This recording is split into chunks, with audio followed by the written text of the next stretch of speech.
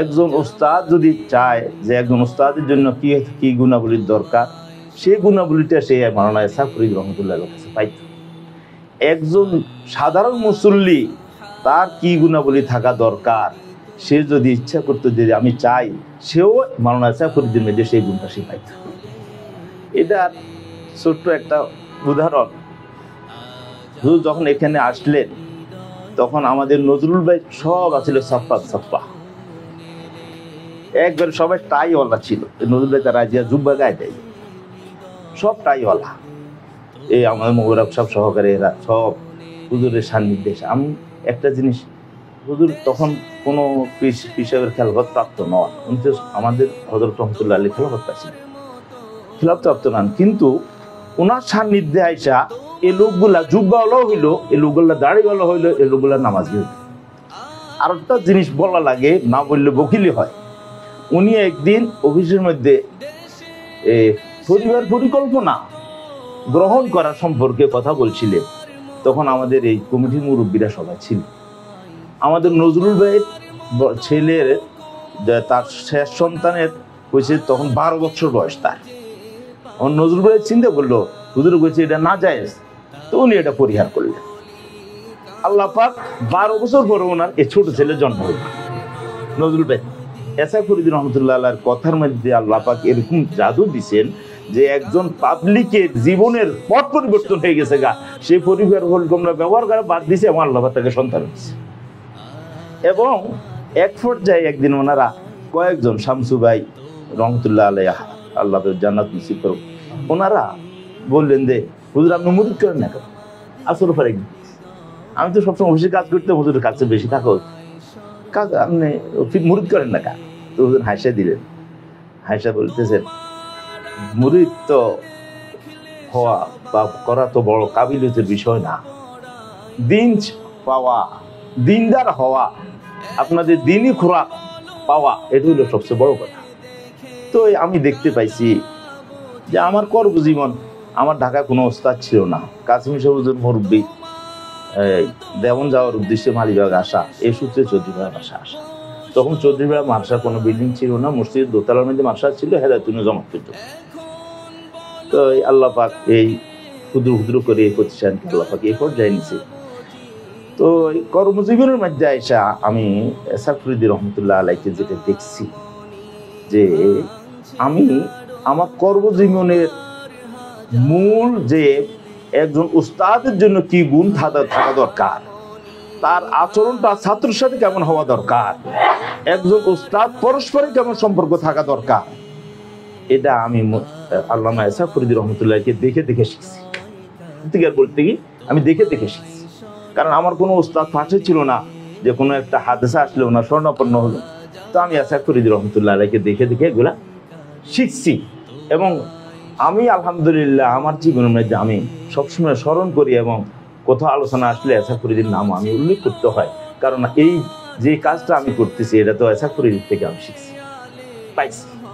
আমি দারুল ইকামতের জিম্মেদার ছিলাম, তালিমাতের জিম্মেদার ছিলাম, এই সব কিছুর এই মূল আমি যে একটা মোরাজ্জে আমার মধ্যে যে চেতনাটা সৃষ্টি হইতো, যে আমি রাত্রে 2টা বাজে একবার হয়েছিল, এই চেতনাটা এই ইসহাক ফরিদ রহমতুল্লাহ থেকে কেমন চেতনা আসতো, একটা নজির পেশ করা লাগে।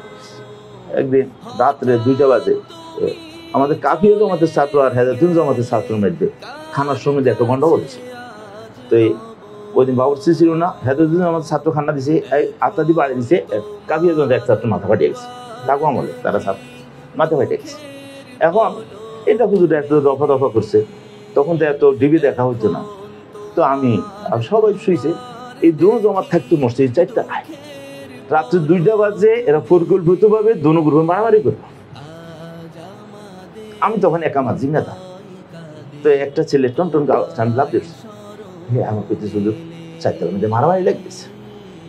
আল্লাহ, এই গেঞ্জি গায়ে দিয়ে দৌড় দিয়ে গেছে। আল্লাহ শুক্রিয়া, তখন ছেলেরা এমন ছিল, যখন এরা আমারে দেখছে সব আবার খেতা আর লেপ গাইতে শুয়ে গেছে। ওরকম জমাতে পরে আমার জানা নেই, সব শুয়ে গেছে, মানে কিছুই বলার তো প্রয়োজন হয় নাই। এই যে রাত্রি 2টা বাজে জাগ্রত হইয়া তলেব ইলমদের পাশে যায় দাঁড়ানোর এই স্পৃহগুলা আল্লামা এসাফ ফরিদীর থেকে আমরা পাওয়া। এবং আমরা তখন 3 ঘন্টার বেশি কখনো রাত্রে ঘুমাইতাম, এর মনে আসে না। মিজান কি বহস করাইতে রাত্রে শেষ হয়ে গেছে, গা একবার আজান দিয়ে ফেলছে, এরকম দিনও গেছে। এগুলো ওনার থেকে আমরা পাওয়া। এবং উনি সহকর্মীদের প্রতি, আমাদের প্রতি এত বেশি খালি কাজ করাইতেন তা না, উনি প্রশাসন থেকে রাবেতার দ্বারা কাজ বেশি নিতেন। এবং উনি বলতেন যে রাবেতার দ্বারা কাজ বেশি পাওয়া যায়। তো উনি আমাদের সাথে ওইভাবেই আচরণ করতেন, আমরা ওনাকে ওইভাবে পাইছি। এমনকি অর্থনৈতিকভাবে উনি আমাদেরকে অনেক সময় হেল্প করতেন। আমার ছেলে জন্ম হইল, তো ওনার কাছে ফোন আসলো, উনি মিষ্টির জন্য ছেলেরে পাঠাইলেন। এরপর আমাকে খবর দিলেন, আমার বলছে যে আমার 4-5 মেয়ের পরে ছেলে, ওনার যেরকম সাইম হয়েছে, সাইমটা আমি খুব ওনার ফ্যামিলির সাথে আমি জড়াই গেছিলাম না। তো উনি মিষ্টি নিজে আনাইলেন, আমার ছেলে জন্ম হয়েছে, এই শুক্রিয়া তো মিষ্টি মাসের মধ্যে খাওয়াইলেন। কিন্তু এসা করে দিও, আমি একজন নগণ্য সহকর্মী, ওনার বলতে গেলে আমি ওনাকে ওস্তাদ তুল্য মনে করতাম। এবং উনি আমাকে অনেক মহব্বত করতেন। ওনার ফ্যামিলিগত কোনো যদি সমস্যা হইতো আমরা এটাকে পরামর্শ করতাম। মেয়েগুলোর বিবাহ সাদীর ক্ষেত্রেও আমার পুরা জড়া, কারণ নাসিরিয়ার বিয়ের মধ্যে অনেক হাদাসা হয়েছে, সব রফদফা আমি করি, সব বিয়ে করেছিলাম। তো এইগুলা এসাফ ফরিদী রহমতুল্লাহ আলাইহি, যদিও আমাদের আত্মীয় স্বজন ছিলাম না, কিন্তু আত্মার সম্পর্ক এত বেশি ছিল যে উনি নিজস্ব মানুষ থেকে যে কাজটা নেওয়ার, সেই কাজটাও আমাদের থেকে নিতেন। এবং অনেকবার ওনার বাড়িতে গেছি, অনেকবার। এবং ওনার বাড়িতে যখন টয়লেট তৈরি হয়নি তখন আমি গেছি। মানে এরকম সম্পর্ক উনি আমাদের সাথে আদর যত্ন করতে রাখতেন। এবং পয়সা দিতে যদি নাও পাইতেন মাস কমিটি থেকে লইয়া, কিন্তু জবান দ্বারা আমাদেরকে উনি সবসময় আত্মতৃপ্তি দিয়ে দেখতেন এবং মনোবল দিতেন। এবং ওনার মধ্যে যে একটা মনোবল এবং হিম্মত, আলী হিম্মত ছিল, এই হিম্মতটাও আমাদের মধ্যে দেওয়ার জন্য উনি সবসময় চেষ্টা করতেন। সেই হিসেবে আল্লাহ পাক এই চৌধুরী ভাড়া মাসাকে হাঁটি হাঁটি পা বদরে আল্লাহ পাক এই পর্যায়ে আনছে। আল্লাহ পাক এই প্রতিষ্ঠানকে আরো বড় করুন। আপনাদের প্রতি শুকরিয়া যে একটা এসাফ ফরিদীর নামটা মরে যেতে লাগছিল, আবার একে জিন্দা করতেছেন। আরো উন্নততর কিভাবে জিন্দা করা যায়, তার থেকে যেন তলেবেল উপকারী হয়, উস্তাদ উপকার পায়, নাজিমাত আলিমাত উপকার পায়, দারুল ইফতা উপকার পায়, এবং পাবলিক যেন তার জীবন থেকে শিক্ষা গ্রহণ করে নিজের জীবনকে ধন্য করতে পারে। আল্লাহ পাক আপনাদের এই খেদমতকেও কবুল করেন এবং এই আরো যেন সম্প্রসারিত করতে পারেন, সেটা আল্লাহ। এই কলিমুল্লাহ সাহেবের কথা বকিলি হবে যদি না বলে। আমার মনে আছে কলিমুল্লাহ সাহেব তো অস্ত্রওয়ালা, আসসালামু আলাইকুম বিল্ডিং, উনি এই কলিমুল্লাহ সাহেবের ওনার বাসায় যেতেন। আমি অনেকবার ওনার সাথে বসা হয়েছি, বসে বুঝাইয়া ওনার সেই এই ইয়ের কি আলুর কোল্ড স্টোরের মধ্যে মাথা করলেন কলিমুল্লাহ সাহেব। কোল্ড স্টোর মাসার উপযোগী হইল না, দেখেন এখন কলিমুল্লাহ কমপ্লেক্স কত বড় বিশাল প্রতিষ্ঠান। এসাফ ফরিদীর স্বপ্ন মূলে মেধাটা এসাফ ফরিদী, এনে কারো অবদান নেই, একমাত্র এসাফ ফরিদীর অবদান। কাউনিয়াকান্দি মাদ্রাসা এসাফ ফরিদীর অবদান। অনেক হাদিস হয়েছে, উনি যাইয়া নিজের পকেটে পয়সা খরচ করে প্রতিষ্ঠান করেছেন। এবং আমি যতটুকু জানি গজারিয়ার মধ্যে সর্বপ্রথম মৌলানা এসাফ ফরিদী, 2-3 নম্বরে ইয়াদ আলী হাফেজ সাহেব, মানে আশরাফ আলী সাহেব নাম ইয়াদ আলী হাফেজ সাহেব। হাফেজদের উনি একটা সংগঠন করছিলেন, 500 হাফেজ হয়েছে, কিন্তু আলেমের মধ্যে প্রথম আলেম কিন্তু এসাফ ফরিদী রহমতুল্লাহ। যার কারণে এই পুরা গজারিয়ার মধ্যে কোনো মানুষ যদি আলেম হিসেবে স্মরণ করতো, তো এসাফ ফরিদী স্মরণাপন্ন হতো। যার কারণে হাজী কলিমুল্লাহ সাহেব রহমতুল্লাহ আলাইহিও এসাফ ফরিদীর স্মরণাপন্ন ছিলেন। তখন উনি গজারিয়ার বাগ ছিলেন তখন হাজী কলিমুল্লাহ। এবং ওনার 18টা মনে হয় জাহাজ ছিল না, 18টা জাহাজ ছিল। আসসালামু আলাইকুম 1 2 3 4 18টা জাহাজ ছিল।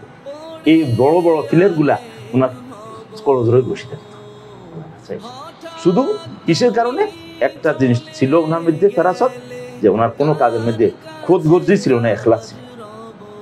উনি মাদ্রাসা করছেন এখলাসের বুনিয়াদে, এলাকার মধ্যে দিন কাজ করছেন এখলাসের বুনিয়াদে, নিজের পয়সা ব্যয় করে নিজের সভাপতি হওয়ার জন্য নয়, নিজের নেতৃত্ব দেওয়ার জন্য নয়, এখলাসের বদৌলতে আল্লাহ পাক ওনাকে স্মরণ করবেন। এখন মনে করতেছে যে নিভে যাইতেছে, এই জিন্দা হয়েছে, আরেকদিন আর ইসলাম থাকবে না, আরেকটা জিন্দা করবে, আরেকটা দিবে না, আরেকটা জিন্দি করবে, কেমন পর্যন্ত একটা